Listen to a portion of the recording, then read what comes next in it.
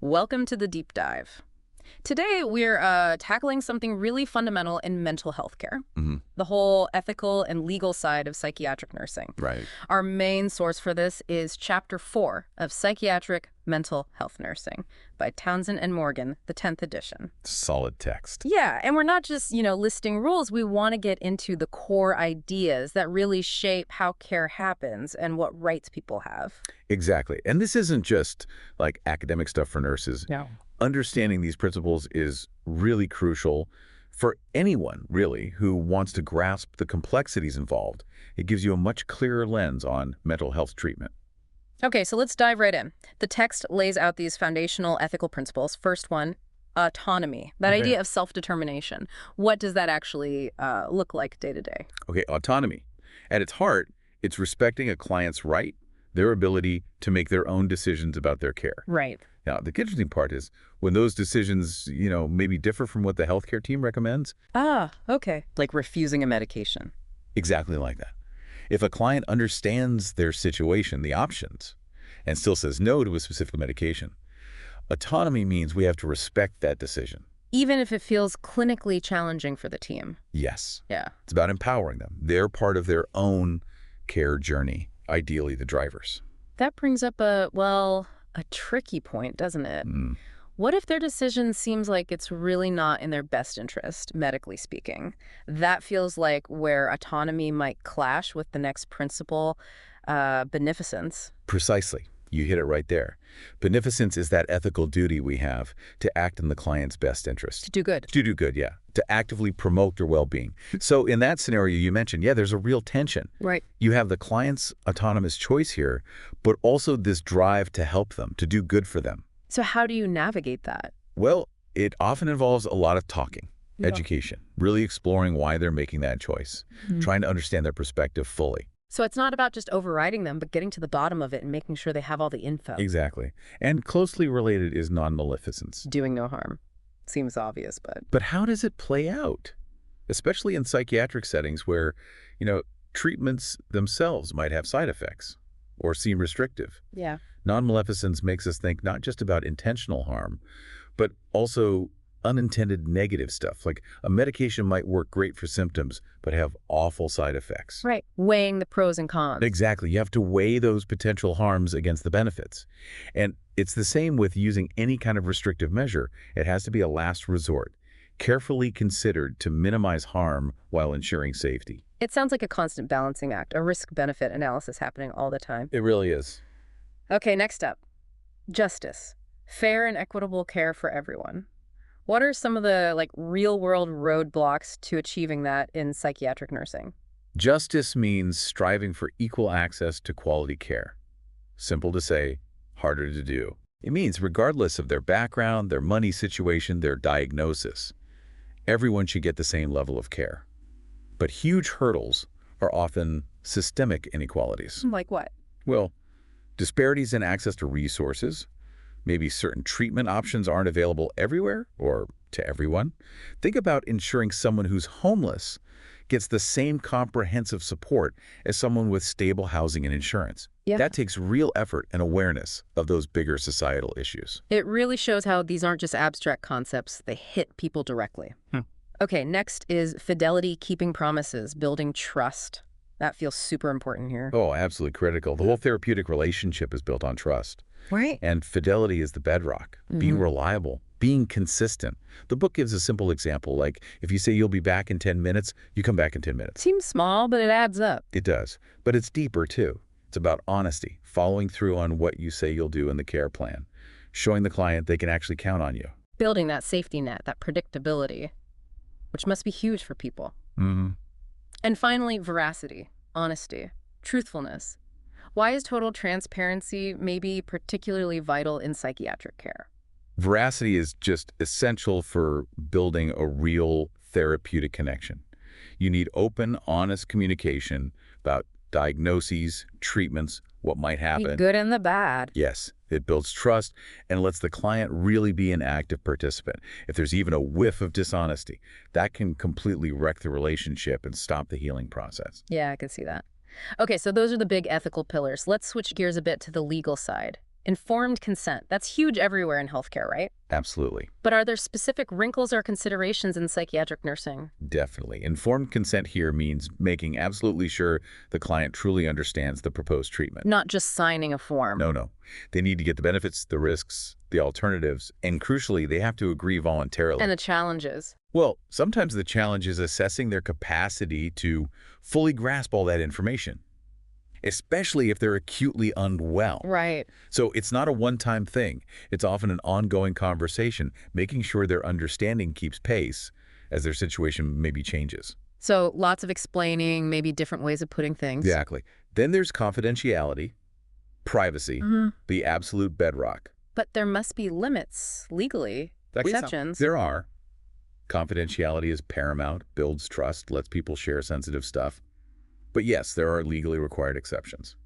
The big one is the duty to warn. Ah, yes. Heard of that. It's where a mental health professional has a legal obligation, a duty, to take action if a client makes a credible threat of serious harm towards a specific identifiable person. That sounds like an incredibly tough call to make. It is. It's complex, legally and ethically fraught. I can only imagine. Which is why there are usually clear legal guidelines, and often you'd consult with lawyers or ethics committees. Okay. Another legal piece, documentation. We've all heard it.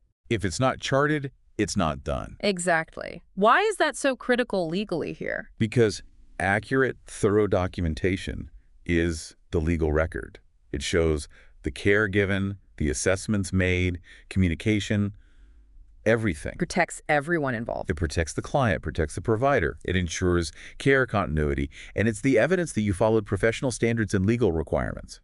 It's proof of responsible, ethical practice. Simple as that. The official story, basically. Okay, shifting again slightly.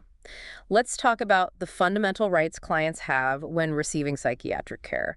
What are their key entitlements? Right. Clients have several really key rights. First, the right to treatment. They're entitled to get appropriate and needed mental health care. Okay. They also have the right to refuse treatment, which, as we talked about with autonomy, is a big deal for self-determination. Even if they're in a facility? Yes. Though it gets complex, especially with involuntary situations. And, importantly, they have the right to the least restrictive treatment alternative. What does that mean exactly? It means using the least intrusive, least limiting methods necessary to keep them safe and support their well-being. Things like physical restraint or seclusion, those should always be a last resort. Only when nothing else works. Absolutely. When all other less restrictive options have failed or are deemed unsuitable. That really puts the focus on respecting their liberty as much as possible, even during treatment. That's the goal. Now, sometimes, unfortunately, involuntary commitment is necessary. What are the usual grounds for that, legally speaking? Involuntary commitment, holding someone for treatment without their consent, is a serious legal step. It requires very specific criteria. Such as? Generally, it happens when, due to a mental illness, someone is judged to be a danger to themselves. Suicidal, for instance. Yes, or a danger to others. Or they're gravely disabled, meaning they can't provide for their basic needs, like food, shelter, safety, to the point where their health is seriously at risk. And the text mentions different types of commitment, depending on the situation. It does. There's emergency commitment, usually very short-term, for an immediate crisis. Okay.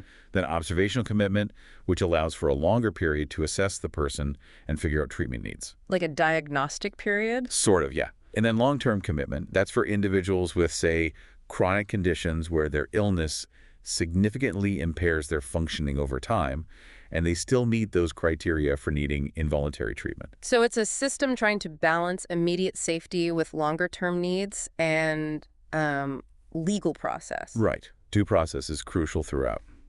Okay, let's bring this back to the nurse on the ground. Given all these ethical rules and legal demands, what are their key responsibilities day to day? The psychiatric nurse is really on the front lines of all this. A huge role is being an advocate for the client. Their voice. Yes, making sure their rights are respected, their needs are heard. They're also vital educators, explaining rights, treatment options, care plans, in ways the client can actually understand. Not just medical jargon. Definitely not. And in tricky situations, they often collaborate with doctors, lawyers, ethicists to find the best path. Teamwork. And importantly, they're mandatory reporters. They have a legal duty to report any suspected abuse or neglect. Advocate, educator, collaborator, reporter. Wow, that's a lot to juggle. It is a multifaceted and demanding role, absolutely. The chapter wraps up with a pretty common ethical dilemma, doesn't it? A client refusing medication that seems really beneficial. Can you kind of walk us through the tightrope walk there? Yeah, that scenario perfectly captures that tension we talked about earlier.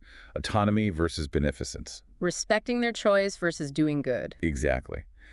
Generally speaking, a competent adult has the right to refuse any medical treatment, including meds, even if doctors think it's the best thing for them. So what's the nurse's role then? Just accept it.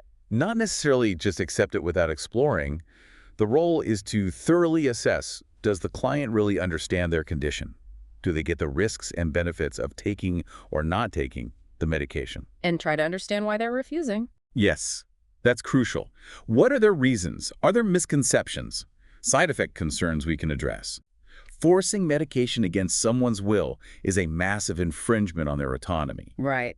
It's generally not allowed unless they meet those very specific legal criteria for involuntary treatment, like posing an imminent danger. So usually the focus is on talking, educating, maybe finding alternatives. Absolutely. Therapeutic communication, education, exploring every possible option that respects their choice while still aiming for the best outcome. It really hammers home that these aren't simple black and white issues. Lots of gray areas. So much gray area. It requires careful thought, ethical reasoning, and often team discussion. Okay, so as we kind of wrap up this deep dive, what would you say are the most critical takeaways, the connections between the ethics, the law, and client rights here? I think the absolute key takeaway is how deeply intertwined all these things are. Ethical principles, legal duties, client rights, they aren't separate silos. They all work together. They form the essential framework for providing care that's not just effective clinically, but that also respects the person's dignity, their autonomy, their legal standing. Understanding these concepts is just vital for anyone involved in mental health care or even just trying to understand it from the outside. Absolutely. It's this dynamic interplay shaping everything about the care experience. And, as mental health becomes a bigger part of the public conversation, having some grasp of these basics feels increasingly important for everyone. I agree. What's a final thought you'd like to leave our listeners mulling over? Maybe consider that ongoing conversation we have in society, about individual liberty versus the need for care and safety, especially with mental health. That balance. Yeah. Reflect on the really profound ethics involved in balancing someone's right to make their own choices, even choices that seem risky to us, with our collective or professional responsibility to provide support and ensure well-being. These aren't easy questions, and they definitely echo far beyond just the hospital walls. A lot to think about. Thanks for walking us through that complex landscape. My pleasure. It's crucial stuff to discuss.